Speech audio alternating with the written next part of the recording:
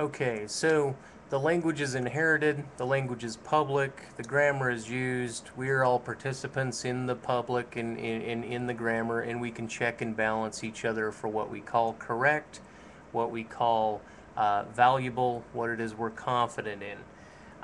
Where does perspectivism have its place within differing languages? Come from different groupings of people over different times. Their focal points, what it is they want to speak about, has its own historic thrust within the language. It's also how they read, how they interpret the language itself. We go left to right and left to right when we could go left to right and then right to left and then left to right and then right to left as far as the textual aspect of language. And then Chinese or hieroglyphics or what we call or consider to be graphic languages are presented in pictorials, and sometimes they don't have to read within a particular fashion.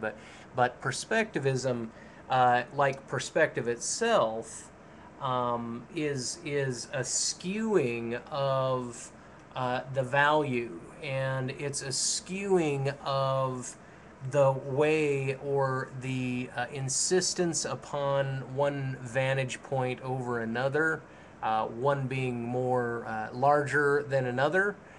It's the cultural backing that would have this insistence, or it would be the way individuals hold themselves, how it is they speak, why it is they speak one way as opposed to another, and those who are articulate as opposed to those who are provincial or base or something to that effect. Like all these distinctions of language can be looked at in terms of perspective.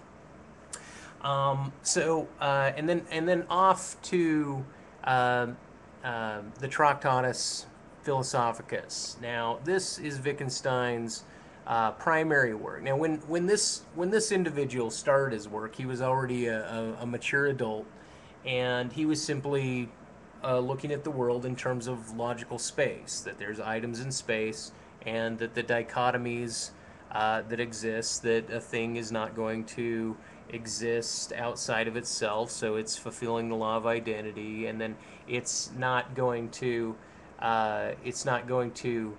contradict itself, and that we're not going to assume that there's an excluded middle, some other ground. So everything should function within a physical space, a logical space, and we can make a truth statement, or we can make a truth claim and a false claims, and we can balance these.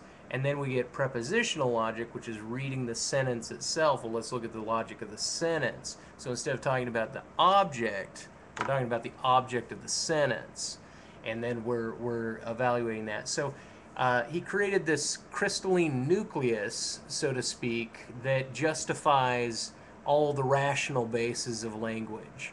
Or I shouldn't say rational, but he justified all of the consequential dichotomous relationships and put them into truth tables. But he found that the semantics, the meaning of the words, the text versus the phonic versus the graphic, the import of tonality having to do with meaning, and how one will interpret or could interpret my going, I would like to suck that lollipop, has a different meaning than I'd like to suck that lollipop, or I'd like to suck that lollipop. It's like whatever the real whatever the meaning that is drawn outside of the text, outside of the syntax, is the semantic, and that's the meaning. And so then Wittgenstein faced this whole new dilemma of the whole kaleidoscoping nature of language, but he wasn't just throwing it free form together. He broke still everything into games and processes and rules and grammar and classes of cases. Different cases in which we can look at different things. And then where an individual cannot see something is where that individual is blind to it. They're aspect blind. It might be something right in front of them, like being red-orange colorblind and you can't see the orange. There are a certain frequency of orange. They can't make it out. It's not to say that the frequency isn't there. The individual can't pick it up. Well, certain individuals can pick up crosswords or other games faster than other individuals, and other people just pick up things at different levels, and they have different abilities than other individuals who are blind to it, or they're not as proficient at fulfilling the execution of a game or of a rule. And so there's all these different attributes. It's very multivarious, and Wittgenstein is not grounding himself in this. But okay, what about? Well, let me go ahead and stop there because I think that was a mouthful.